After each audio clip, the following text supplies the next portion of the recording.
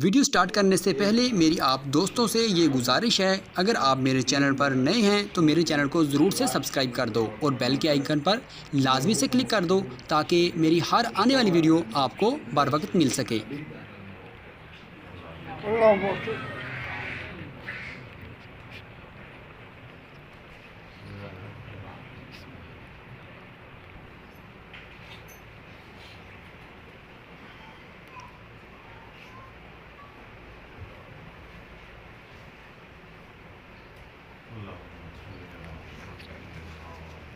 فاتحة.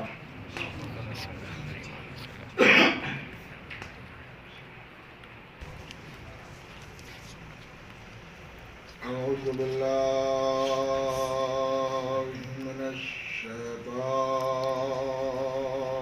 اللعين الرجيم.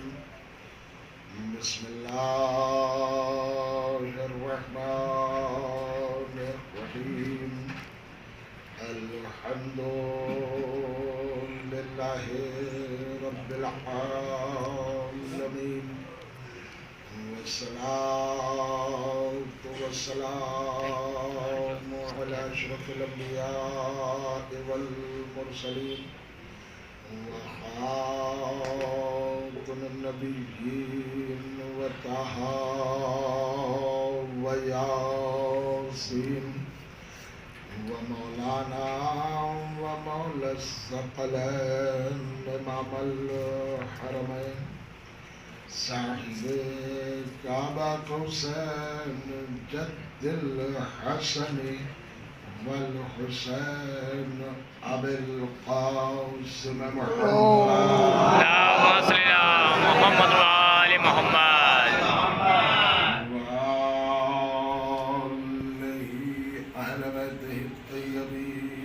الطاهرين المعصومين المظلومين، ورحمة الله على أعدائهم ومنكر فضائلهم وغاصبي حقوقهم أجمعين من الآن إلى قيام يوم الدين.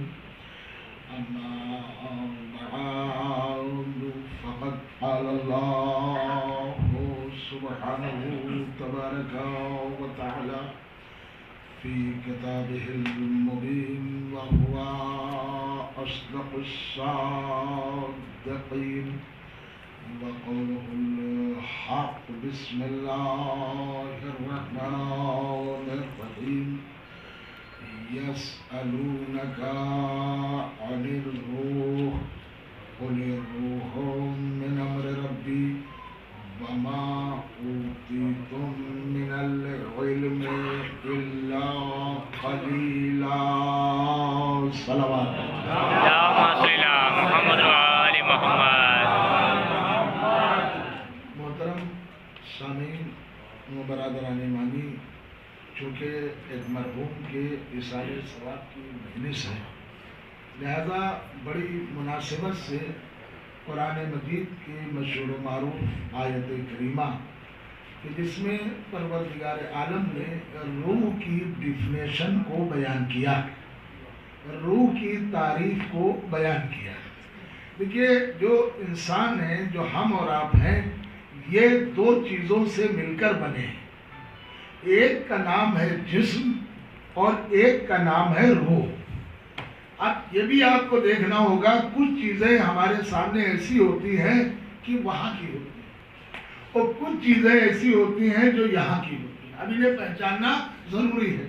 مثلا اگر آپ ہندوستان میں رہتے ہیں تو یہ سمجھنا چاہیے کہ کچھ آفس ایسے ہوتے ہیں جو راجیہ سرکار کے ہوتے ہیں، اور کچھ ایسے ہوتے ہیں جو کیندر سرکار کے ہوتے ہیں، سینٹرل. یہ سمجھنا چاہیے.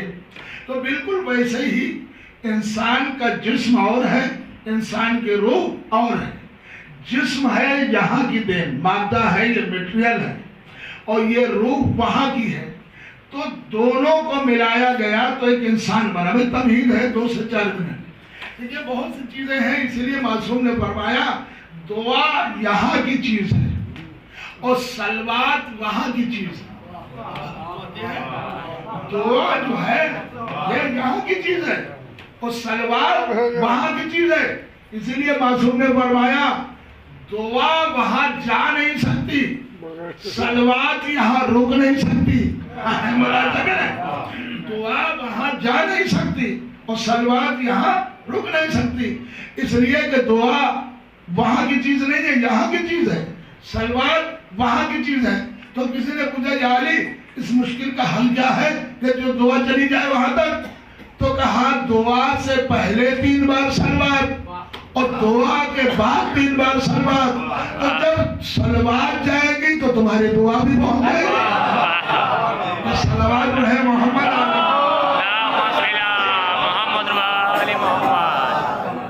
عزیزو آپ سمجھئے گا, میں پھر عرض کر رہا ہوں. اسی طرح نور یہاں کی چیز نہیں ہے, نور وہاں کی چیز ہے. کیا آپ آگئے روح کی بات ہو رہی تھی, اب نور کی. نور یہاں کی چیز نہیں ہے, نور وہاں کی چیز ہے اور مٹی یہاں کی چیز ہے. تو اب آپ سمجھئے آدم کو اللہ نے مٹی سے بنایا, محمد کو اللہ نے نور سے بنایا. تو پہلے مرکز سمجھئے, مٹی یہاں کی چیز ہے, نور وہاں کی چیز ہے. آدم کو اللہ نے مٹی سے بنایا, محمد کو اللہ نے نور سے بنایا. تو اب اگر آدم اور محمد کو سمجھنا ہے تو یہ سمجھئے محمد اسی نوری شکل میں آ جاتے ہیں جس طرح اللہ نے ان کے نور کو بنایا تھا. تو انہیں جو دیکھتا وہ موسیٰ کی طرح بے ہوش ہو جاتا, نور کو برداشت کون کرتا, جو چھوتا وہ مر جاتا. اب آپ نے دیکھا یہ روشنی تو ہے مگر کوئی بیوقوف ہوگا جو روڈ کے برہنہ تاروں کو چھو لے. متوجہ ہے کیوں؟ اس لیے کہ ان میں کرنٹ ہے, تپش ہے. لہذا کچھ ایسا ہو کہ وہ جنہیں چھونے سے ہم مر جاتے ہیں ہم چھوئے بھی نہ اور اس کا فائدہ بھی ہمیں ملے. تو سائنسدانوں نے کہا اس کے اوپر پلاسٹک کا خول چڑھا دو, تار کے اوپر پلاسٹک کا خول چڑھا دو, اب ہم اسے چھونے سے مریں گے بھی نہیں, اس کا جو فائدہ ہے وہ ہمیں ملتا ہی رہے گا. تو اگر برہنہ تار ہوتے تو جو چھوتا وہ مر جاتا, جو دیکھتا وہ مر جاتا. لہذا اللہ نے نور محمد پر تھوڑی سی خاک کا لحاظ کر دیا, خاک کا گلاب چڑھایا, ادھر تھوڑا سا نور آدم میں ڈالا, ادھر محمد میں تھوڑی سی مٹی ڈالی. تو آدم کی اصل مٹی ہے, محمد کی اصل نور ہے. اب یہ نہ کہیے گا کہ آدم جنت سے زمین پر کیسے آ گئے, محمد زمین سے معراج پہ کیسے آ گئے.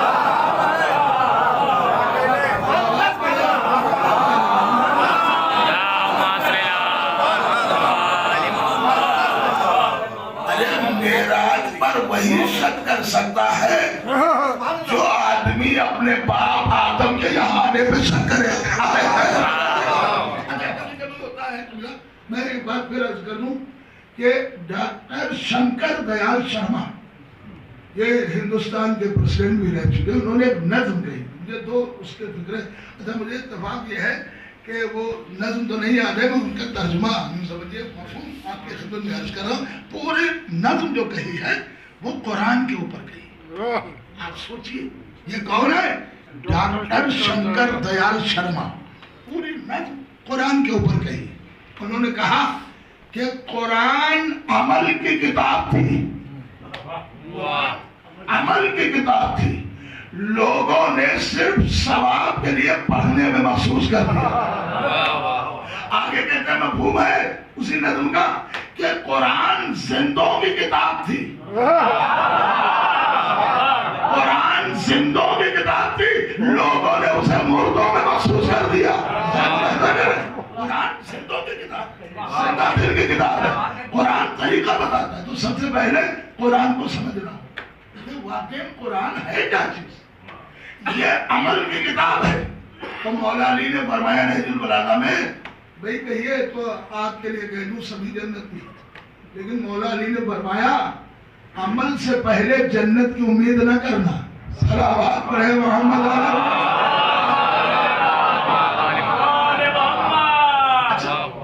یہ وہی بتا سکتے ہیں. میں پھر وہی جا رہا ہوں جنہوں نے کائنات کو دیکھا. اسی لیے مولا علی نے نہج البلاغہ میں فرمایا کہ جب کوئی مر جاتا ہے، کیا نقشہ کھینچا مولا علی نے جب کوئی مر جاتا ہے، اس سارے سفر کی مجلس ہے تو یہاں والے دنیا والے پوچھتے ہیں بھائی چھوڑ کے کیا گیا؟ مکان، جائیداد، پراپرٹی، زمین، بیلنس. مولا فرماتا ہے جب کوئی مر جاتا ہے تو یہاں والے دنیا والے پوچھتے ہیں کہ چھوڑ کے کیا گیا، لیکن جب یہ قبر میں جاتا ہے تو فرشتے پوچھتے ہیں لے کے کیا آیا. صلوات پڑھے محمد. اب ابھی تو یاد رکھیے گا میں بات نور کی کر رہا تھا. بہت سی چیزیں، بہت سے قصبے ایسے ہیں جو ہم نے دیکھے جو پرانے تہذیب یافتہ، مثلا شورا یا وہاں کی تہذیب، یہ قصبہ بھی انہی میں سے ایک ہے جہاں کی تہذیب کتابوں میں ہم نے پڑھی. صفی پور بہت قدیمی ظاہر سی باتیں بستی ہے. تو اب اگر یہاں یہ جملہ نہ سمجھا گیا تو میں سمجھ رہا ہوں کہ پڑھنا بھی کہیں بیکار ہو. ایک لفظ ہوتا ہے، بہت سے حضرات اردو کے معنی جانتے ہیں، شورا حضرات کے لیے خصوصی طور پر ایک لفظ ہے کہ عربی ایک ایسی زبان ہے، معاف کریے گا، کہ زبر اور زیر کے بدلنے سے معنی بدل جاتے ہیں. عربی میں زبر اور زیر کے بدلنے سے معنی بدل جاتے ہیں. عربی ایک ایسی، اور عربی ایک ایسی زبان ہے جہاں ایک ایک لفظ کے 70 معنی. علامہ راحت حسین صاحب قبلہ گوپال پوری نے اپنی تفسیر میں لفظ عین کے 28 معنی لکھے. عین کا مطلب املا ہوگا عین یہ نون عین. اس کے 28 معنی لکھے کہ عین کے معنی چشمہ، عین کے معنی آنکھ، عین کے معنی جھرنا، عین کے معنی پانی وغیرہ وغیرہ 28 معنی لکھے. آپ لغت میں چلے جائیں ڈکشنری میں لفظ مولا کے بھی 28 معنی ہیں. مولا کے معنی غلام، مولا کے معنی آقا، مولا کے معنی چچا، مولا کے معنی بھائی، مولا کے معنی تربیت کرنے والا، مولا کے معنی سرپرست، مولا کے معنی غلام، مولا کے معنی مربی، مولا کے معنی جو کسی کے زیر سرپرستی. یہ معنی ہے. اب مولا جب ایک بار آئے گا تو سمجھنا کیا، نبی نے کن معنوں میں مولا کا لفظ استعمال کیا. اختلاف مولا علی پہ نہیں ہے، اختلاف لفظ مولا پہ ہے. کہتے ہیں کوئی کہتا نہیں مولا کے معنی غلام کے ہیں، کوئی کہتا مولا کے معنی بھائی کے ہیں. میں کہتا ہوں چھوڑو، عربی تو پڑھے ہو، یہ نبی کا فقرہ پڑھ لو. نبی نے یہ نہیں کہا کہ علی مولا ہے، نبی نے یہ کہا ہے جس کا میں مولا ہوں اس کے علی مولا ہے. یہ علی کسی کے الگ سے مولا نہیں ہے. جس نے نبی کو مولا مانا ہوگا اس نے علی کو بھی مولا مانا. اب آپ نبی کو کن معنوں میں مولا مان رہے ہیں؟ اگر غلام کے معنی میں ہے تو علی بھی غلام، اگر مختار کے معنی میں ہے تو علی بھی غلام. ایک صلوات پڑھے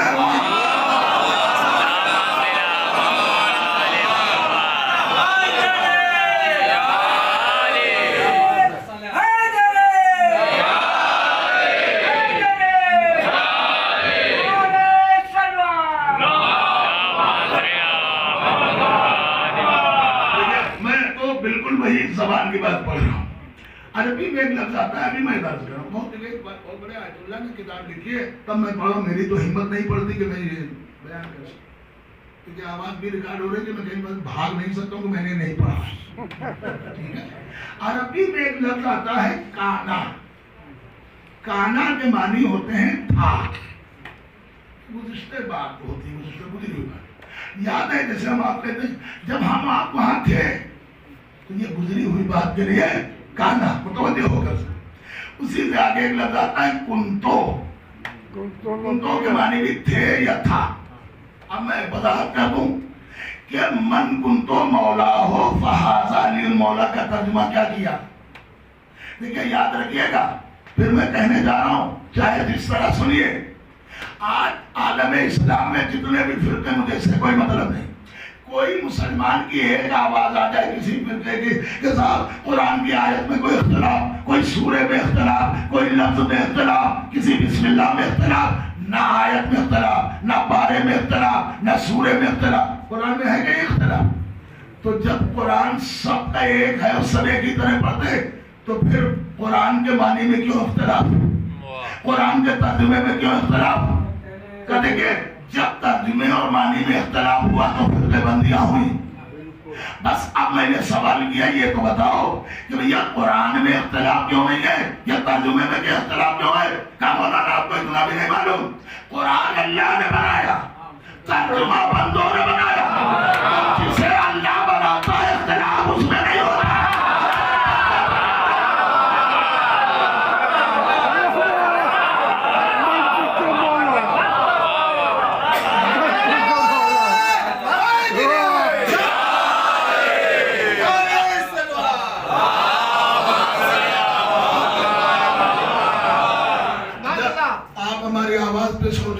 مسلسل ایک ہوتا ہے محرم میں پڑھنا، ہمارے لیے یہی محرم چل رہا ہے، ایک دن بھی سکون نہیں ہے، یہاں کل وہاں پانی بدلنا، ادھر گرمی ادھر ٹھنڈک، بہرحال آپ کو اللہ فرمائے الفاظ کے جائیے تو کانا کے معنی اسی سے بنا ہے کنتو۔ تو آپ نے ترجمہ کیا کیا؟ من کنتو مولا ہو فہذا علی مولا، جس کا میں مولا ہوں اس کے علی مولا۔ یہ کہاں سے ترجمہ ہے؟ اور ترجمہ صدیوں سے چلا، اور آیت اللہ نے اعتراض کیا، کہا عربی میں کنتو کے معنی تھا یا تھے کے ہیں۔ میں دلیلیں پیش کر رہا ہوں، سنیے۔ پروردگار عالم نے حدیث قدسی میں کہا، حدیث قدسی کیا ہے اللہ کا کلام لیکن قرآن سے ہے، یعنی یہ اللہ ہی کا کلام ہے لیکن قرآن میں نہیں ہے، ٹھیک ہے؟ اس کو کہتے ہیں حدیث قدسی۔ یہ رسول اللہ کا کلام نہیں ہے، یہ اللہ کا کلام ہے۔ تو حدیث قدسی میں پروردگار عالم نے ارشاد فرمایا کنتو کنزم مخفیہ، کیا کریں گے ترجمہ؟ میں چھپا ہوا خزانہ تھا۔ یہ تھا کہاں سے لائے؟ کہا بھائی آپ کنتو کے معنی تھا کہہ رہے ہیں، بھائی آیت پڑھ رہا ہوں۔ ابا، اللہ نے ابلیس سے کہا ابا واستکبر وکان من الکافرین، اس نے غرور کیا، اس نے گھمنڈ کیا اور وہ تو تھا ہی کافروں میں سے۔ دیکھیں آیت پڑھ دی تو کانا کے معنی تھا۔ پروردگار نے حدیث قدسی میں کہا کنتو کنزا مخفیہ، میں چھپا ہوا خزانہ تھا۔ اب آ جائیے، پیغمبر نے اعلان کیا کیا؟ خالی من کنتو سے پہلے ایک صلوات اور پڑھے محمد پیغمبر نے اعلان کیا کنتو نبیًا آدم بین الماء والطین، میں اس وقت بھی نبی تھا جب آدم پانی اور مٹی کے درمیان تھے۔ تو علی نے اعلان کیا کنتو وصیًا وآدم بین الماء والطین، میں اس وقت بھی وسیع تھا۔ ہائے ہائے تھا تمہیں تو جب ہر جگہ کنتو کے معنی تھا ہے تو اب یہاں کیا ترجمہ کریں گے؟ من کنتو مولا ہو فہذا علی المولا، نبی کہہ رہے ہیں جس کا میں مولا تھا اس کے علی مولا ہے، جس کا میں مولا تھا اس کے علی مولا ہے۔ ایک اور جملہ آج غدیر کا منظر دیکھ لیجیے، منظر کیا ہے؟ منبر ہے نا، اور منبر پہ پیغمبر ہے اور پیغمبر کے ہاتھوں پہ حیدر ہے۔ آپ کو میں منظر دے رہا ہوں، قرآن کریم یہ الہی کتاب ہے، یہ قیامت تک فنا نہیں ہو سکتی۔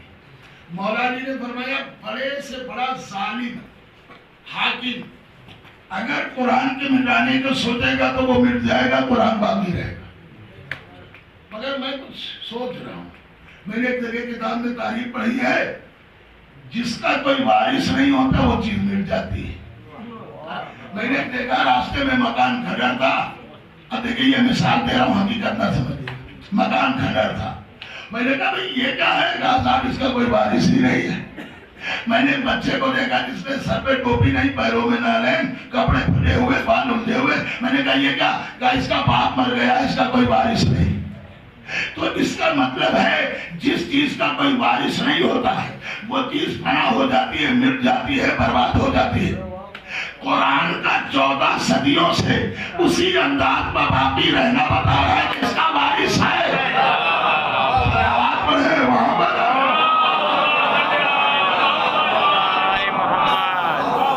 قرآن کا 14 صدیوں سے قرآن نہیں مٹ سکتا۔ یہ کہ یہ میں لکھ کے دے دوں، میں اپنی طرف سے نہیں کہہ رہا ہوں، مولا علی نے فرمایا ہے، قرآن مٹ نہیں سکتا۔ بس ہاں جو آگے بڑھا رہا ہوں بات، خانہ کعبہ اللہ کا گھر بنا کون رہا ہے؟ ابراہیم و اسماعیل۔ ایک سوال آتا ہے کہ تمام قوموں کے باپ، تمام انسانوں کے باپ تو آدم ہیں، لیکن تمام قوموں کے باپ جناب ابراہیم۔ جتنی قوم والے ہیں سب ابراہیم کو مانتے ہیں۔ ہوا متوجہ ہو کر سنیں گے چاہے جیسے سنیں۔ تو جناب ابراہیم نے دیوار کعبہ بلند کی تو عرب تھا، مکے کا صحرا نام و نشان آبادی کا تو تھا نہیں، تو دیوار کتنی بنائیں گے؟ جہاں تک ان کی ہائٹ ہوگی بنا دی۔ اب اوپر جانا ہے کا پروردگار، جتنی میری محنت تھی، جتنی میری طاقت تھی، میں نے بنا دیا۔ اب یہاں کوئی پاڑ بندی والا سسٹم تو ہے نہیں، تو بنے کیسے؟ قدرت نے آواز دی، ابراہیم گھبراؤ نہیں۔ جبریل کو حکم دیا کوہ ابو قبیس سے پتھر لے کر آئے، کہ اس پہ سوار ہو جائے۔ توجہ سے سنیے گا، ابراہیم سوار ہوئے اور یہ پتھر اپنے آپ بڑھنے لگا، اور ابراہیم کے پیروں کے نشان اسی پتھر پہ آ گئے۔ آپ سوچئے آج تک خانہ کعبہ میں وہ پتھر ہے جو حضرات حج کرنے یا عمرہ کرنے کے انہیں معلوم ہے، جسے مقام ابراہیم کہا جاتا ہے، جسے مصلی کہا جاتا ہے، وہ کیا ہے؟ جناب ابراہیم کے پیروں کے نشان۔ کہاں کعبہ مقدس، کہاں ابراہیم کے قدم، کہاں کعبہ مقدس، کہاں ابراہیم کے قدم، کہاں نادان محنت کا صلہ ملے گا؟ اب نہ کہنا کہاں محمد کا کعبہ، کہاں علی کا قدم۔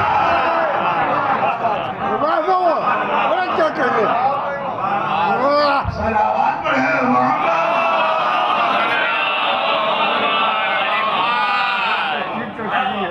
ایک باوات بلند صلوات پڑھے۔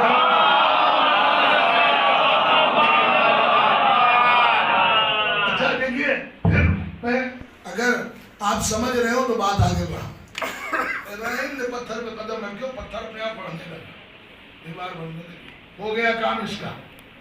تو اللہ نے کہا اس پتھر کو بھی عزت دوں گا۔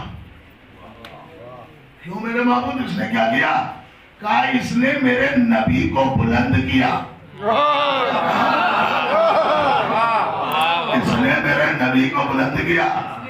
اور اللہ نے کہا ابراہیم جو تم نے اپنے ہاتھ میں پتھر لیے تھے دیوار پہ رکھنے کے لیے، اسے ابراہیم نے بلند کیا، اسے ابراہیم نے بلند کیا۔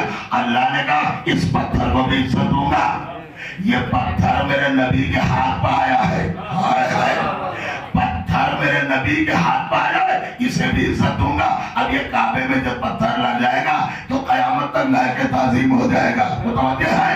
تو آپ سوچئے منظر میں آپ کو دکھا رہا ہوں، کوئی سیڑھی تو بنی نہیں تھی ورنہ میں دکھا دیتا کہ ایک وہ پتھر ہے جس نے ابراہیم کو بلند کیا، اور ایک وہ پتھر ہے جسے ابراہیم نے بلند کیا۔ پھر بدل رہا ہوں، ارے بھائی ایک وہ پتھر ہے جس نے ابراہیم کو بلند کیا، ایک وہ پتھر ہے جسے ابراہیم نے بلند کیا۔ اللہ نے کہا یہ مقام اعتبار ہے، یہ مقام یقین ہے، یہ مقام محبت ہے، یہ مقام خدائی ہے کہ میں اس پتھر کو بھی عزت دوں گا جس نے ابراہیم کو بلند کیا، اور اس پتھر کو بھی عزت دوں گا جسے ابراہیم نے بلند کیا۔ اب یہ دونوں کا منظر دیکھنا ہو تو غدیر میں آ جاؤ، تو غدیر میں آ جاؤ۔ ارے بھائی ایک وہ منبر ہے جس نے پیغمبر کو بلند کیا، اور پیغمبر ہے جس نے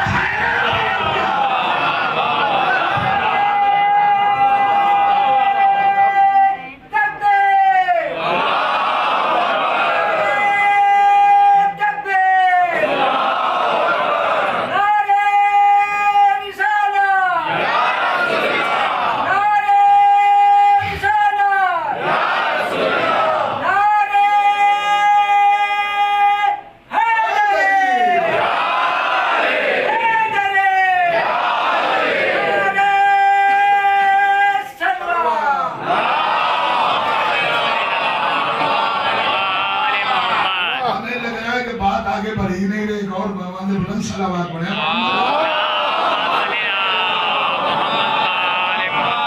तो अजीजों देखिए मैं कहां से कहां तक आ गया बयान करते हुए यूं भी अर्ज कर दूं, आप किताबें पढ़ लीजिए और कुरान में सूरह तौबा पढ़ लीजिए। कुरान मजीद में एक आयत है सूरह तौबा में कि अल्लाह ने कुरान में कहा है कि अल्लाह के नजदीक महीनों की तादाद 12 है, जमीन और आसमान की खिलकत से पहले। अगर आयत ना निकले, तर्जुमा ना हो तो मैं मुजरिम हूं।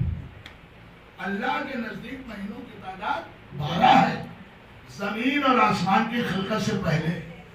अब सैयद मोहम्मद साहब ने इस पे ऑप्शन लिखा कि जब जमीन और आसमान नहीं था तो फिर वो जाहिर सी बात है महीने कहाँ थे? जब दिन और रात नहीं था, जमीन और आसमान नहीं थे, चांद और सूरज नहीं थे, तो महीने कहाँ से आए? अब उन्होंने लिखा, पैगंबर ने फरमाया यहाँ महीनों से मुराद 12 महीने नहीं है, बल्कि 12 महीनों से मुराद 12 इमाम है। मैं बिल्कुल करीब ला रहा हूँ। अच्छा देखिए, हर मजहब की बात अलग है। हमारे मजहब यानी इस्लाम के मजहब में रजब का महीना बहुत मोतबर, बहुत सवाब है इसमें रोजा रखना, सुन्नती रोजा। रजब ये हुर्मत वाला महीना कहलाता है। तो पैगंबर के आने से पहले काफिरों के दौर में भी रजब का महीना मोहतरम था। जो 40-40 साल तक लड़ते थे, रजब के महीने में लड़ाई रोक देते थे। मोहतरम महीना देखिए, मौला अली किसी ऐसे वैसे महीने में नहीं आए, मोहतरम महीने में आए। मौला अली मोहतरम महीने में आए। अब फिर जुमला आपके हवाले है, इसे चाहे जैसे सुनिए। इसीलिए नबी ने फरमाया कि रमजान अल्लाह का महीना, शाबान मेरा महीना, रजब मेरे भाई अली का महीना। नबी ने फरमाया रमजान अल्लाह का महीना, शाबान मेरा महीना, रजब मेरे भाई अली का महीना। तो जब नबी ने फरमाया रमजान अल्लाह का महीना तो हमने कहा ला इलाहा इल्लल्लाह। नबी ने फरमाया शाबान मेरा महीना, हमने कहा मोहम्मद रसूलुल्लाह। नबी ने कहा रजब अली का महीना, हमने कहा अली अल्लाह।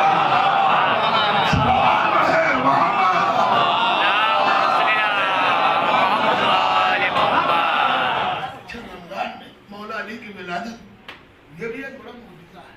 थोड़े से 2-4 जुमले अक्सर लोग ये समझते हैं, और इसमें देखिए एतराज तो किताबें पढ़ी। लोगों ने ये ऑप्शन किया कि मादर अली खाने काबा में आई तो आई क्यों। मैं बुजुर्गों के लिए और बच्चों के लिए एक लफ्ज़ ऐसा कह रहा हूँ कि देखिए लफ्ज़ों का ही खेल होता है। पुराने तहजीब में औरत को इस मैदान में कहा जाता था कि ये औरत उम्मीद से, चुना हुआ लफ्ज़ उर्दू का रहा हूं, औरत उम्मीद से। उस वक्त विलादत का भी जुमला इस्तेमाल नहीं होता था, नए मेहमान की आमद है। औरत उम्मीद से, नए मेहमान की आमद। हम सोचिए कितनी अच्छी उर्दू थी, अभी हम कितना आगे बढ़ गए, एडवांस हो गए। अच्छा, मैंने सहाफत में एक मजमून पढ़ा था कि उर्दू का जनाजा निकाला उर्दू पढ़ने वालों ने। उर्दू का जनाजा निकाला उर्दू के पढ़ने वालों ने। आप सच बताइए, हमारे कितने मुसलमानों के घर में इंग्लिश अखबार आता है, हिंदी अखबार आता है। आपके घर में कोई तो पढ़ा होगा। अगर सारे अखबार मंगा रहे हो तो एक उर्दू भी अखबार मंगा लो। कोई पढ़ने वाला हो या ना हो, कम से कम ये असर वहां तो पड़ेगा कि इतने लोग जगह हमारा अखबार जा रहा है। उर्दू का प्रचार होगा। क्या आप उर्दू के प्रचार के लिए 2 रुपए नहीं खर्चा कर सकते? अब आप खुद सोचिए, हमने अपने घरों से उर्दू क्या नहीं निकाली। पहले हमारे यहाँ उर्दू में उसे बहुत ही खाना ही कहा जाता था, अब तो किचन आ गया। हम ऐसा कर रहे हैं, पहले बैतुल खला कहा जाता था, अब लैट्रिन टॉयलेट आ गई। तो हमने अपने घरों से उर्दू को निकाल दिया। होश में आइए, उर्दू बच्चों से बोलिए और कलाम करिए, घर में उर्दू बोलिए, वरना एक दिन वो होगा, आने वाली नस्ल कहेगी हमारे बुजुर्गों ने सारे आसार मिटा दिए। मतलब है ये उर्दू मिठास वाली जबान है, اردو میں ہی اردو سے ہندی لی گئی، عربی، اور ان کو بنایا گیا سنسکرت، ساری زبانوں کو ملا کر ایک اردو۔ ایک جملہ عرض کر رہا ہوں، بس آگے بات بڑھاؤں گی۔ یہ تبلیغ تھی جو میں نے کہا تھی، ایک صلوات اور بڑھے محمد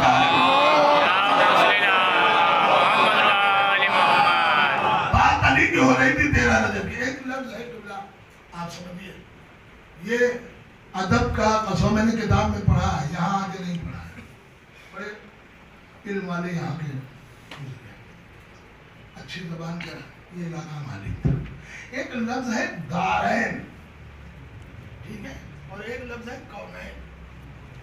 دونوں عربی کے لفظ ہیں مگر دونوں کو اردو میں استعمال کیا گیا، دارین اور کونین، اور معنی کے لحاظ سے تھوڑا سا فرق ہے، یوں کہہ دیا جائے ہندی زبان میں 19-20 کا فرق ہے، دارین اور کونین۔ دارین کے معنی کیا ہے؟ متوجہ ہو کر سنیں گے۔ دارین کے معنی ہے دونوں جہان، یہ دنیا اور وہ دنیا۔ اچھا، اور اب بھی نہیں سمجھے، ہمیں جب مدرسے سلطان المدارس میں بھیجا گیا تو وہاں پر بیسک ایک کتاب پڑھائی جاتی ہے ہر مدرسے، چاہے کسی بھی مسلمان کے مکتب فکر کا مدرسہ ہو۔ دیکھیے گرامر کہیں نہیں بدلتے، گرامر ایک رہتی ہے۔ تو میزان ایک بہت بڑے مسلمان عالم نے لکھی، ہر مدرسے میں چاہے وہ شیعہ ہو، غیر ہو، کوئی بھی ہو، کتاب یہی پہلی پڑھائی جائے گی، جس کا نام ہے میزان۔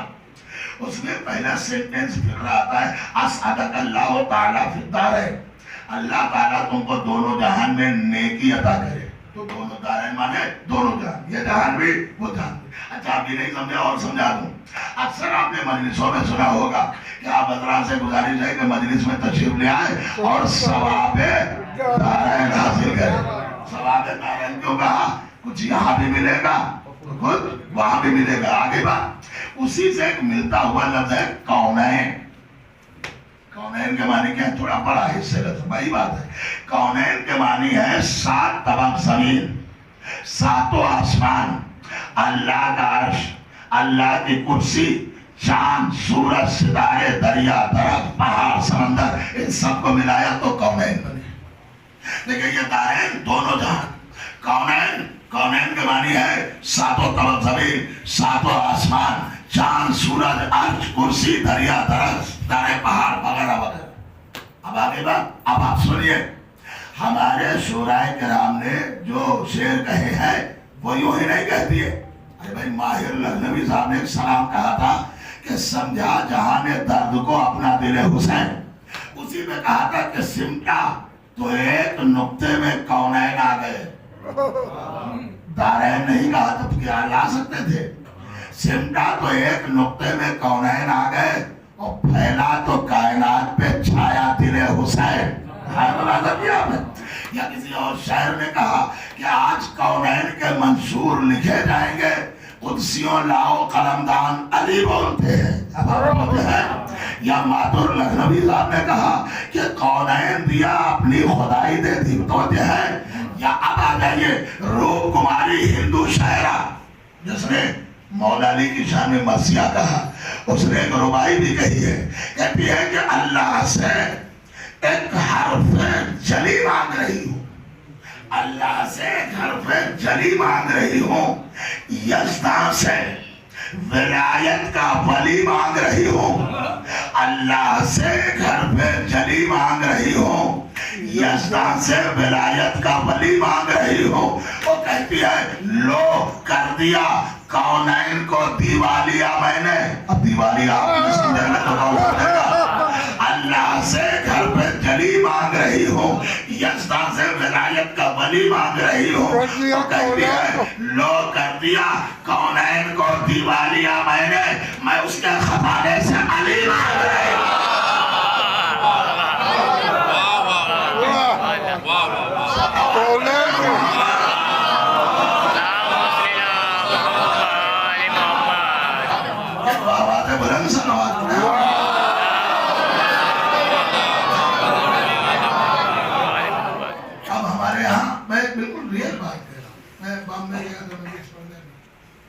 اس سے پہلے جب گیا تھا کووڈ سے پہلے، تو ایک ہمارے دوست کا لڑکا اچھی اردو پڑھی، لیکن جب ہوٹل میں آیا کہ مولانا صاحب ایک بات سمجھ میں نہیں آئی، میں نے کہا بتاؤ بیٹا، وہ ہمیں دبئی میں ملتا تھا اس کے ماں باپ، کہا مولانا صاحب یہ جو آپ نے کہا مرزا دبیر کا ایک بند ملاحظہ کریں، میں نے کہا کیا مطلب؟ کہا یہ بند کا مطلب کیا ہوتا ہے؟ تو میں نے کہا بیٹا تم کیا سمجھے؟ کہا یہی بند مکھن پاؤ. آپ اندازہ کر رہے ہیں ہم اردو میں کہاں جا رہے ہیں؟ ضرورت ہے جہاں اپنے بچوں کو انگلش پڑھا رہے ہیں وہاں اردو بھی پڑھائیے، ورنہ بچے دنیا تو سمجھ لیں گے مگر دین نہ سمجھ پائیں گے. بس میں آگے بڑھا رہا ہوں. دیکھیے یاد رکھیے گا ہمارا سارا مذہب ہے عربی میں مگر یہاں سب اردو میں ہے، تو ضروری ہے کہ ہم اردو کو بھی اسی طریقے سے پڑھتے چلے جائیں. اس لیے مرزا دبیر علیہ الرحمہ نے ایک بند کہا. میں نہیں سمجھتا کہ اس کا بھی کوئی جواب لایا. شورا کے سامنے عرض کرا یہ تھے اللہ والے، کچھ نہیں، بس اہل بیت کی مدح کرنا ان کی زندگی کا طریقہ. مرزا دبیر نے ایک بند کہا. بند کہتے ہیں جس میں 6 مصرے ہوں، رباعی کہتے ہیں جس میں 4 مصرے ہوں. ملاحظہ کریں ایک بند کہا جس میں آپ دیکھیں ہر مصرے میں یہ تھے شاعر کیا کہیں کہ جس میں ہر مصرے میں 6 چیزیں بتائیں اور 4 مصروں میں 24 چیزیں. پھر بیت لگائی ہے عظمت حسین پر. مرزا دبیر کہتے ہیں کہ نقاش نقش کاتب و خط بانی و بنا. نقاش نقش کاتب و خط بانی و بنا، بود و نبود ذات و صفت ہستی و فنا، دنیا و دین حدوث و قدم بندہ خدا. دنیا و دین حدوث و قدم بندہ خدا.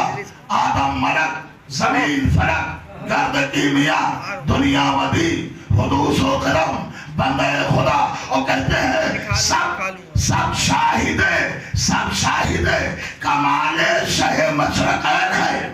سب شاہد ہے کمال شہ مشرقین ہے.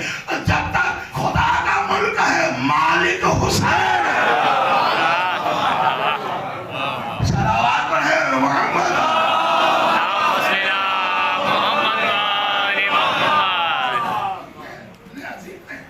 میں نے پھر عرض کیا کہ آپ سمجھیے علی کو اللہ نے اپنے گھر میں کیوں پیدا کیا؟ اپنے گھر.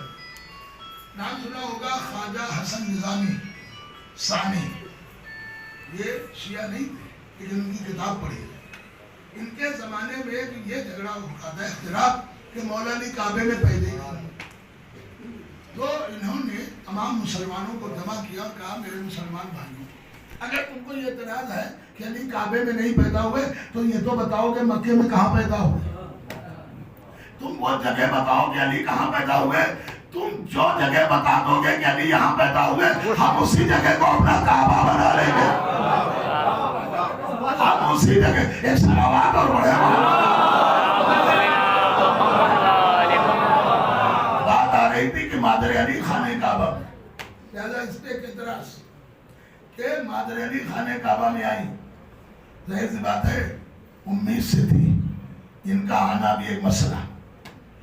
تو اب جو کتابوں نے لکھا کہ وحی کے اشاروں پہ آئی تو کچھ لوگوں نے اعتراض کیا کہ صاحب علی کی ماں پہ وحی کیسے آ سکتی. دیکھیے وحی کی قسمیں 5، موقع نہیں یہ سب کی وضاحت. ایک وحی کی قسم ہے خواب دیکھنا نبی کا. نبی اگر خواب میں کچھ دیکھ لے تو کوئی خواب نہیں، یہ وحی ہے.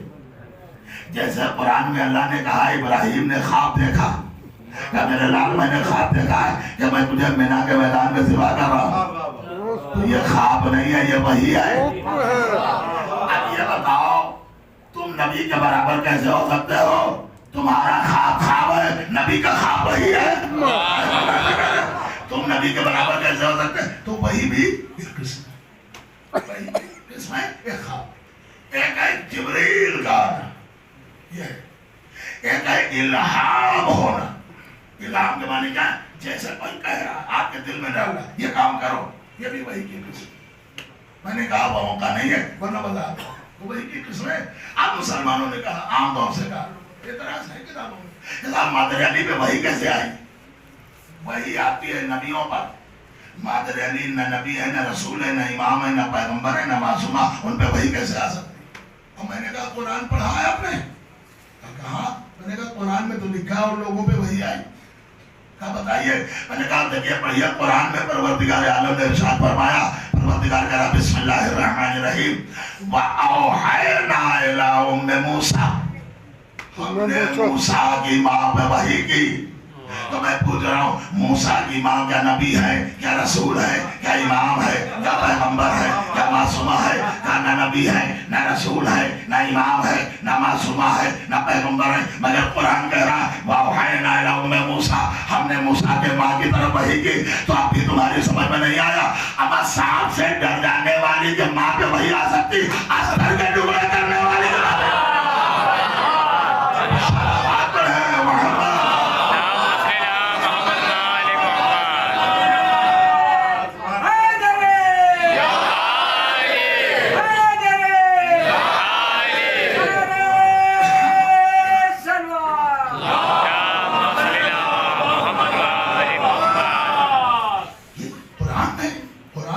سب کچھ ہے.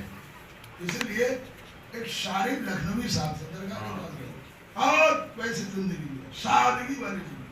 میں سمجھتا ہوں ان کا ایک شعر بہت کامیاب ہے.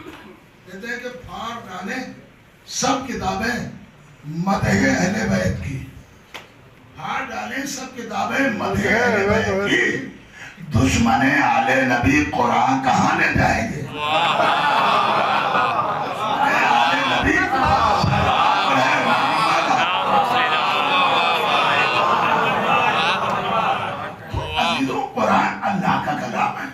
اس میں کسی طرح کا ہمیں شک نہیں ہے.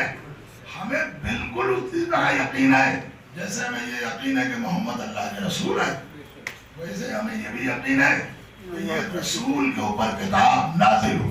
مگر ایک بات کہوں, اگر بات گواہی کیا ہے, کوئی آپ کو قرآن یا تائید میں ایسا مل جائے کہ کسی صحابی کے سامنے یا کسی ولی کے سامنے جبریل آئے ہوں, وہ کہا وہ 5 آیتیں سنا رہا ہوں بھیا 2 لوگ گواہ ہو جائیے, 2 سورہ لایا ہوں بھیا فلاں صحابی گواہ ہو جائیے, آپ گواہ ہو جائیے. نہیں, جبریل جب بھی قرآن لائے کسی کے سامنے نہیں. وہ تو نبی نے کہا میرے اوپر آیت نازل ہوئی, وہ تو نبی نے کہا میرے اوپر قرآن نازل ہوا. تو اتنی تو بات سمجھ میں آ رہی ہے کہ جو کتاب, اچھا دیکھیں عجیب بات ہے, قرآن میں 2 طرح تفسیر. ایک ہے آیت سے آیت تفسیر کر دیتی, اس میں کسی کی ضرورت نہیں. قرآن کب نازل ہوا؟ میں اس جوانوں سے عرض کر رہا ہوں جلدی زیادہ عرض نہیں کروں گا, وقت ہو گیا. قرآن 23 سال میں ہی تو نازل ہوا. 40 سال مکے میں اعلان رسالت کیا اور 53 سال کی عمر میں ہجرت کی مکے سے, اور 63 سال میں آپ کی وفات ہو گئی. تو کل 23 سال آپ نے رسالت کے کام انجام دیے. انہی 23 سال میں قرآن نازل ہوا. تو 23 سال میں حدیثوں میں ہے, سب کہیں ہیں 23 سال میں قرآن ہے, یہ حدیث کی بات. لیکن اب قرآن سنیے گا, مگر قرآن میں کہیں نہیں ہے. قرآن دیکھیے کیا کہہ رہا ہے, شہر رمضان الذی انزل فیہ القرآن. رمضان کا مہینہ وہ ہے جس میں اللہ نے قرآن کو نازل کیا. لیجیے 11 مہینے ختم ہو گئے, اللہ کہہ رہا ہے قرآن میں آیت سے آپ منکر نہیں ہو سکتے. اللہ نے قرآن میں کہا شہر رمضان الذی انزل فیہ القرآن, رمضان کا مہینہ وہ ہے جس میں اللہ نے قرآن کو نازل کیا. لیجیے اب ہمیں پتہ چل گیا اور کسی مہینے میں قرآن نازل نہیں ہوا, رمضان میں نازل. آگے میں دوسری آیت قرآن دے گا, اس کی اور تفسیر کریں گے. 3 آیتوں میں محمد آپ کو جواب مل جائے گا, قرآن دے دے گا, اس میں کسی کی ضرورت نہیں. دوسری جگہ اللہ نے قرآن میں ارشاد فرمایا اِنَّا أَنزَلْنَاهُ فِي لَيْلَةِ الْقَدْرِ, ہم نے قرآن کو شب قدر میں نازل کیا. لیجئے پورے رمضان میں نازل نہیں ہوا, ایک شب میں نازل ہوا جو شب قدر تھی. لیجئے تیسری آیت پڑھ رہا ہوں, اِنَّا أَنزَلْنَاهُ فِي لَيْلَةٍ مُبَارَكَةٍ, ہم نے قرآن کو مبارک رات میں نازل کیا. لیجئے ایسی ویسی رات نہیں تھی, جس رات میں قرآن نازل ہوا وہ رات مبارک تھی. اب آپ سمجھے, قرآن میں اللہ نے کہا اِنَّا أَوَّلَ بَيْتٍ وُضِعَ لِلنَّاسِ لَلَّذِي بِبَكَّةَ مُبَارَكًا وَهُدًى لِلْعَالَمِينَ, یہ پہلا گھر مکہ ہے, خانہ کعبہ ہے, اس کی ایک خاصیت ہے, یہ ہدایت بھی ہے اور مبارک بھی ہے. تو قرآن جس رات میں نازل ہو جائے وہ رات مبارک ہو جائے. ابھی جس گھر میں آتا ہے وہ گھر مبارک ہو جائے. صلوات پڑھے محمد.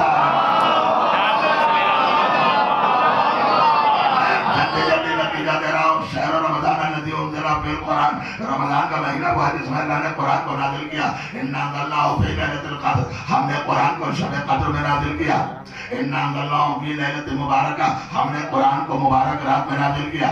اب تو قرآن وغیرہ رات میں آیا ہے, شب قدر میں. پورے عالم اسلام میں دیکھ جائیے, شب قدر جو ہے اس میں اندھیرا زیادہ رہتا ہے, اجالا کم.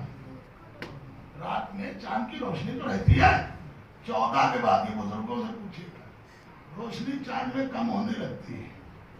اور جو شب قدریں ہیں, چاہے وہ شب 23 ہو, چاہے شب 27 ہو, چاہے شب 29 ہو, اس میں اندھیرا زیادہ ہے, روشنی کم ہے. اور اللہ کہہ رہا ہم نے قرآن اندھیرے میں نازل کیا شب قدر میں. دیکھیں جو شب قدر ہے اس میں اندھیرا زیادہ. اب آپ کہاں سنیں گے مجھے نہیں معلوم, یہ بات تو سمجھنے کی ہے. ہمارا جو قرآن اندھیرے میں نازل ہوا اسے سب نے سینے سے لگا لیا, اور وہ قرآن خطیر کے اٹھا لے.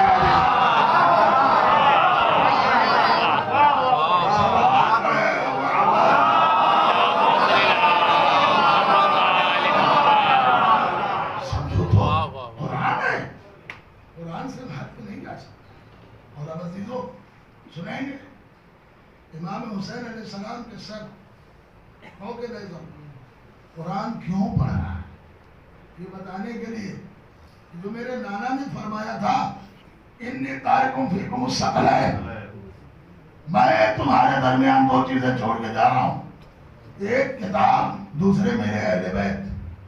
ان کا مسئلہ کیا ہے, یہ دونوں ایک دوسرے سے جدا نہیں ہوں گے. دیکھو میرا جسم کربلا میں, سر نو کے نیزہ پر, پھر بھی میں قرآن پڑھ رہا ہوں نا. اب تو سمجھ لو کہ قرآن ہم سے الگ نہیں, ہم قرآن سے الگ نہیں. قرآن قرآن ہے, مگر ہم قرآن کو عزت ادا کریں گے. تم نے قرآن کو پارا پارا کیا, ہم قرآن کی تلاوت کر کے بتائیں گے. قرآن ختم نہیں ہو سکتا, ہم خالی حافظ نہیں ہیں, ہم قرآن کے محافظ ہیں, ہم قرآن کے محافظ ہیں. اچھا لو بات آ گئی. آپ دیکھیے کچھ چیزیں بس ایک ہو جائے. ہمارے یہاں سماج میں, کیونکہ ہم ہندوستان میں رہتے ہیں, یہاں کا کلچر لیا, کیا لیا, ہم میں چودراہٹ آ گئی. بس جو ہم ہیں وہ ہم ہیں, ہمارے علاوہ کوئی نہیں. یہ انسان کی سب سے بڑی پستی کی علامت ہے. آپ کہیں گے کیسے, میں نے قول مولا علی کا پڑھا تھا, زندگی میں لائیے. مولا علی نے فرمایا ایک مسلمان کو چاہیے کہ مسجد میں ایک ہی جانماز مصلی پہ نماز نہ پڑھے, بدل بدل کے پڑھے. آج یہاں پڑھی, کل وہاں, پرسوں وہاں. کسی نے پوچھا یا علی یہ کیوں, کہا اگر ایک ہی مصلی پر اور ایک ہی جگہ پر کئی سال تک تم نماز پڑھتے رہے, اور اتفاق سے کوئی تم سے پہلے آ گیا اور تم وہاں پہ پہنچ کے کہو گے یہ میری جگہ, تو تمہارا پہلا جرم تو یہ ہے کہ اللہ کے گھر کو تم نے اپنی جگہ سمجھ لی. یہ پہلا جرم ہے. لہذا خبردار الگ الگ جگہوں پہ نماز. دوسرا سبب مولا علی نے بیان کیا. دوسرا سبب یہ ہے, مولا نے فرمایا روز حشر جہاں آپ نے نمازیں پڑھی ہے وہ جگہ گواہی دے گی, پروردگار اس کے گناہوں کو بخش دے. یہ زمین بولے گی, وہ زمین بولے گی اس کے گناہوں کو بخش دے. تو اگر ایک ہی جگہ پہ وہ پڑھی نمازیں ملاحظہ کرے. اب میں کہہ رہا ہوں جب اللہ کے حکم سے بے جان تراب بولنے لگے, اگر علی نبی کے آغوش میں بولنے لگے,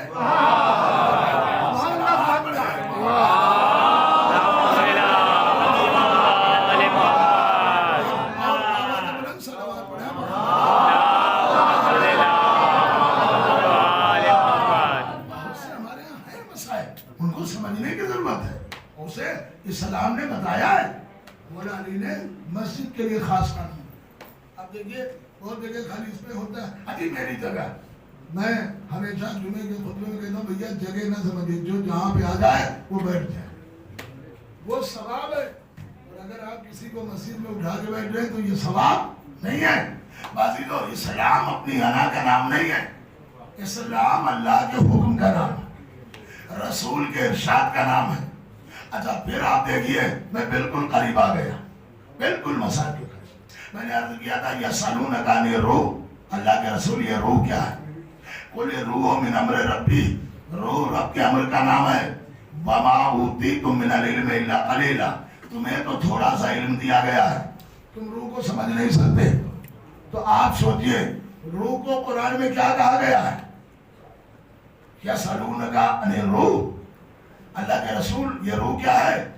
قل الروح من امر ربی، روح رب کے امر کا نام ہے، رب کے امر کا نام ہے. روح کیا ہے؟ امر ہے. اور تمہیں تو تھوڑا علم دیا گیا ہے، تم امر کو نہیں سمجھ سکتے. تو جو خاطی انسان امر کو نہیں سمجھ سکتا وہ اولی الامر کو کیا سمجھ سکتا ہے؟ جو امر کو نہیں سمجھ سکتا وہ اولی الامر کو کیا. اور مولانا نے فرمایا کہ علم مسلمان کی پہچان کا نام. ہماری پہچان جائیداد نہیں ہے، مکان نہیں ہے، ہماری پہچان علم ہے. مولانا سے ایک سوال کیا گیا تھا، یہ مولانا کا قول ہے، اسے آپ بجھال لیجیے. فرماتے ہیں جب اللہ کسی قوم سے ناراض ہوتا ہے تو اسے مارتا نہیں ہے، علم کے دروازوں کو بند کر دیتا، وہ قوم اپنے آپ مر جاتی. مولانا سے آخر وقت پوچھا گیا یا علی بتائیے کتنے دشمن ہیں؟ کہا بہت دشمن ہیں. کہا یعنی اگر آپ کو آگے زندگی ملتی تو کس کو قتل کرتے؟ مولانا نے فرمایا اگر ایک صف میں ہمارے اول سے لے کر آخر تک سارے دشمن ہوں اور دوسری لائن میں جہالت ہو تو فرماتے ہیں علی فی الحال سب سے پہلے جہالت کو قتل کرے، اس لیے کہ میرے دشمن جہالت کی وجہ سے. اس کا مطلب ہے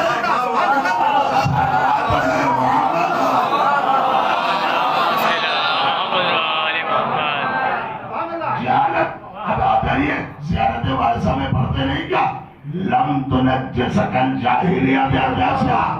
میرے مولا ہم گواہی دیتے کہ آپ تک جہالت کی نجاست نہ آ سکی.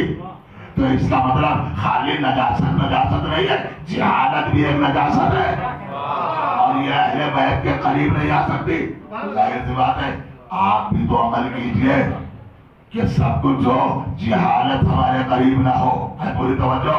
تو اس کا مطلب آج علم میں ہمارے ہوتا ہے، یہ نماز پڑھ لی اتنا ثواب، وہ نماز. میاں اگر ایک بچے کو آپ نے علم دے دیا تو کتنی نسلوں تک آپ کو ثواب ملے گا آپ سوچ نہیں سکتے. موقع نہیں ورنہ میں اس کی دلیلیں دیتا. بس میں اپنی منزل پر یہ 4 تاریخ ہے. کیا 4 تاریخ ہے؟ 24 رجب فتح خیبر، 25 رجب 7ویں امام کی شہادت، 26 رجب جناب ابو طالب کی وفات، 27 رجب معراج رسول، 20 رسول، 28 رجب امام حسین کا سفر. اب ایک جملہ تو کہنے کا حق ہے. دیکھیے خیبر، اور خیبر کے بعد 25 کو 7ویں امام کی شہادت. ہمارے یہاں معصوموں نے کبھی یہ نہیں کہا کہ ہم بہت بڑے ہیں، مگر جب کوئی بڑا آیا ہے تو اس کے سامنے ضرور کہا بس ایک جملہ ہو مسئلہ. کیا مطلب ہے؟ بھائی دیکھیے یاد رکھیے گا، اس کو آپ کن معنوں میں سنیں مجھے نہیں معلوم. مولانا نے فرمایا ہے ویسے سب کو سلام کرو. نبی پیغمبر ہمارے سرکار مدینے میں چھوٹے بچوں کو سلام کرتے ہیں. السلام علیکم جی. کیوں؟ اللہ کے رسول آپ آج ہم انہیں سلام کر رہے ہیں، ان کی عادت پڑے گی کل سے ہی ہمیں سلام کریں. لیکن مولانا نے فرمایا ہے 5 لوگوں کو سلام بالکل نہ کرو. کیا نہیں کون؟ کا نمبر 1 شرابی، سلام نہ کرو. جب سب سلام کرنا چھوڑ دیں گے تو وہ سوچے گا ہم کتنے برے ہیں، اس شراب کی وجہ سے لوگ مجھے سلام کے قریب نہیں آ رہے، سلام نہیں دے رہے. مولانا نے فرمایا دوسرے اسے نہ سلام کرو جو غرور و گھمنڈ میں اترا کے کہ سب لوگ مجھے سلام کریں. مولانا فرماتے اس کے سامنے مجھے گزر جاؤ اور تمہارا گزرنا اس کے غرور کو چکنا چور کر دے. اب سمجھ میں ہے؟ علامہ شیخ عبد علی حویزی نے اپنی تفسیر نور الثقلین میں لکھا کہ ہارون رشید قبر رسول پہ آیا اور ادھر سے 7ویں امام موسیٰ کاظم علیہ السلام قبر رسول پر. اب یہ بادشاہ یہ امام کو سوچ رہا ہے کہ مجھے سلام کرے. اگر وہ سلام نہیں کر رہے امام دیکھیے فوجی ہیں تو اس نے کہا اب وہ بھی ظاہر بات ہے وہ بولنا چاہ رہا کہ یہ بتائیے آپ نے سلام کیوں نہیں کیا؟ میں بادشاہ ہوں. تو امام نے فرمایا میں بھی تو بادشاہ ہوں. تم کیسے بادشاہ؟ کہا تم کیسے بادشاہ؟ کہا یہ فوجیں، یہ لشکر، یہ تلوار، یہ زرہ، سب کا میں مالک ہوں، لوگوں کا حاکم ہوں، سروں کا مالک ہوں. امام نے فرمایا تو سروں کا بادشاہ ہے، میں دلوں کا بادشاہ ہوں.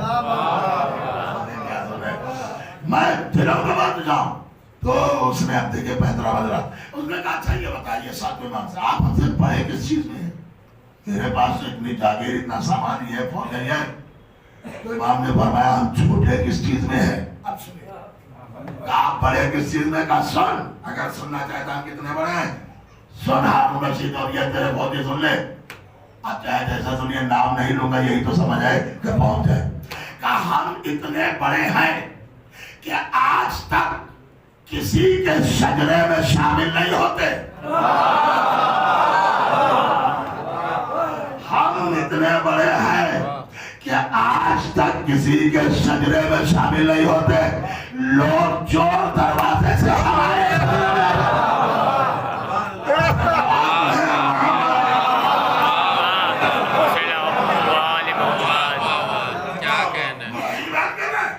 ہم تو کسی کے شجرے میں داخل نہیں ہوتے، کسی کے شجرے میں شامل نہیں ہوتے. لوگ اور دروازوں سے ہمارے شجرے میں آتے ہیں، ہم کسی کے شجرے میں شامل نہیں ہوتے. تو عزیزوں یہ آپ دیکھیے یہ ہمارے امام ہیں. اور اسی لیے کتابوں میں لکھا ہے کہ اگر حسین نہ ہوتے تو دین کا نام و نشان نہ رہتا. آپ سمجھ رہے ہیں کیا ہوتا تھا؟ اسلام میں برائیاں آ گئی تھی.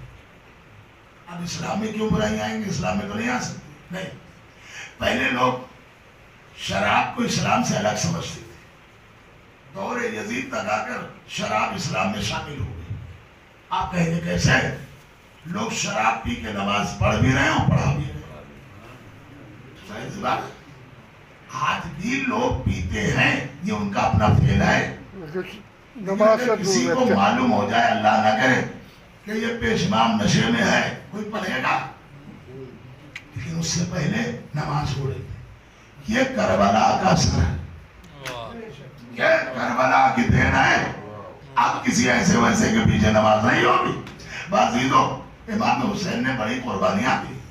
اور یہ آج کی تاریخ جب حسین نے مدینے کو خیر باد کہہ دیا، مدینے کو آخری سلام کیا، نانا کی قبر پر آئے اور پھوٹ پھوٹ کر روئے. خطبے کا جملہ ہے نانا میں آپ کی بیٹی کا بیٹا حسین آیا ہوں. نانا مجھے بہت ستایا گیا. نانا میں جا رہا ہوں. حسین جا رہے ہو خدا حافظ. حسین میرے دین کو بچا لینا. حسین چل رہے تھے کہ دیکھا کہ ایک اسیر کے سہارے بی بی آ رہی ہے. آواز دی نانی ام سلمہ. یہ رسول خدا کی زوجہ تھی جناب ام سلمہ. حدیث قصہ کی روایت بھی انہی سے ہے. کہا ام سلمہ نانی آپ کیوں آئی ہیں؟ کہا میرے لال تمہیں رخصت کرنا ہے. کہا میرے حسین یہ بتاؤ کہاں جا رہے ہو؟ کہا نانی اماں میں سفر پہ جا رہا ہوں، عالم مسافرت میں. کہا میرے لال سب کہیں جانا مگر عراق نہ جانا.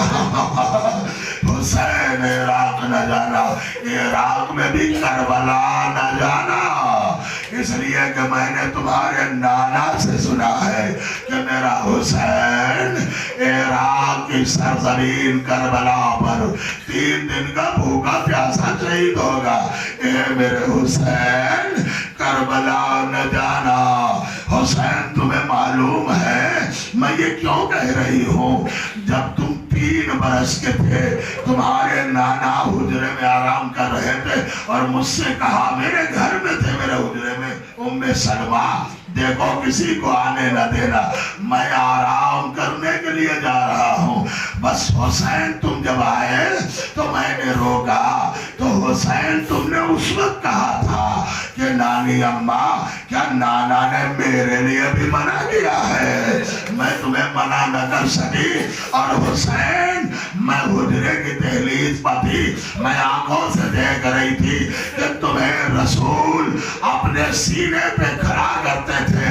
تمہارے قدم رسول रसूल के सीने पर होते थे और फिर रसूल हाथों को लेते थे और इस तरह तुम्हारे गले का बोसा लेते थे, चेहरे का बोसा लेते थे, पेशानी का बोसा लेते थे और फिर अपने सीने से लगा लेते थे। रसूल खुश हो रहे थे कि मेरा हुसैन आ गया।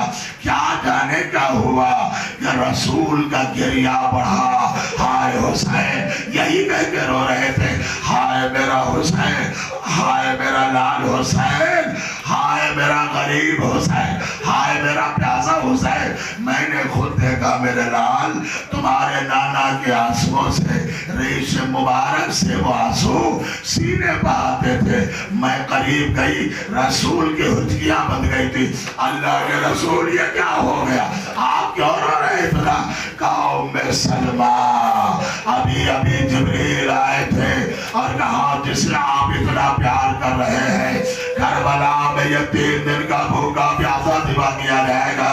जिब्रील ने मुझे वो खाक भी दी है, ये उम्मे सलमा, ये खाक करबला है, तबर्रुक में रख लो। ये मेरे लाल, वो खाक करबला मैंने सीधे में महफूज कर ली है। कहा नानी अम्मा, क्या आप करबला देखना चाहती है? आज ही का दिन था जब हुसैन ने इशारा किया, इमामत की उंगलियां उठी, करबला की सरजमीन नमूदार हुई। नानी अम्मा, वो बहता हुआ दरिया है, वहां पास के बाजू कलम हो गए। नानी अम्मा, वो मैदान है जहां अकबर के सीने पे सिरा लगेगा। नानी अम्मा, वो टीला है, यहाँ असगर के गले पर तीर लगेगा। ये नानी अम्मा, वो मक्तल है, यहाँ कासिम और मोहम्मद घोड़े से गिरेंगे। ये नानी अम्मा, वो नशेबाब देख रही है, यहाँ आपका प्यारा हुसैन, 3 दिन का भूखा प्यासा हुसैन करबला की जलती जमीन पर शहीद किया जाएगा। उम्मे सलमा आगे बढ़ी, अपने हाथों से उस जगह को साफ करने लगी कि झाड़ियां थी, काटे थे। कहा नानी अम्मा, अरे आप इस जगह को न साफ करिए, मेरी अम्मा ज़हरा अरे जन्नत से आएंगे, अपने बालों से इस जगह को साफ करेंगे। बस हाँ, हुसैन ने खाक उठाकर उम्मे सलमा को दे दी। ये नानी अम्मा, अब दोनों खाक को महफूज कर लीजिए, जब तक ये खाक खाक रहे समझना हुसैन जिंदा है। जब ये खाक खून हो जाए समझना आपका प्यारा नवासा मारा गया। लीजिए हुसैन, नाना की कब्र से माँ की कब्र पर आ गए। मैंने मक्तल में ये जुमला पढ़ा है, जब नाना की कब्र पर गए थे तो हुसैन बड़े वक़ार से आहिस्ता आहिस्ता चल रहे थे, लेकिन जब अम्मा की कब्र पर गए तो ऐसे दौड़ते हुए गए जैसे कोई कमसिन बच्चा अपनी माँ की आगोश में जाता है। आपको मालूम है कि माँ अपने बच्चों को गोद में कैसे उठाती है।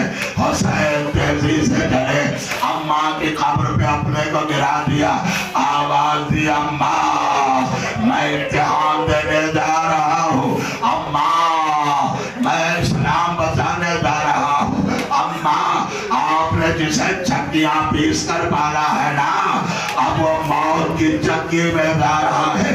एक बार अम्मा खुदा हाफिज कह दो।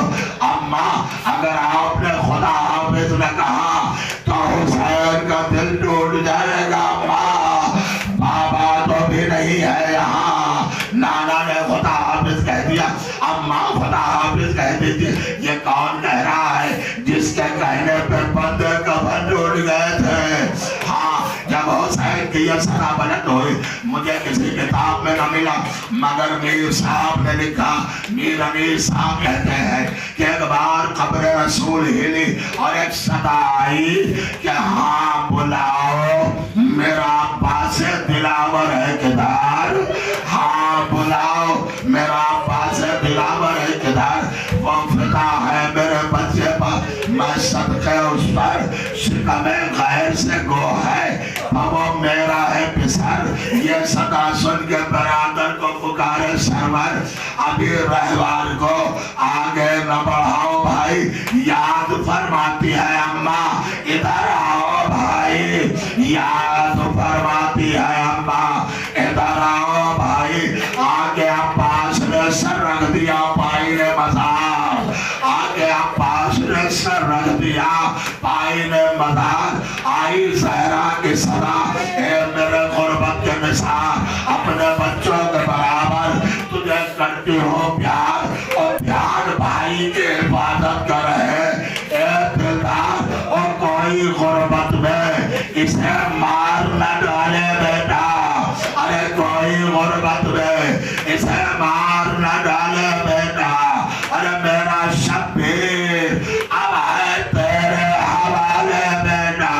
ए अब्बा मेरे हुसैन का ख्याल रखना, ए मेरे हुसैन खुदा हाफिज़। आगे आगे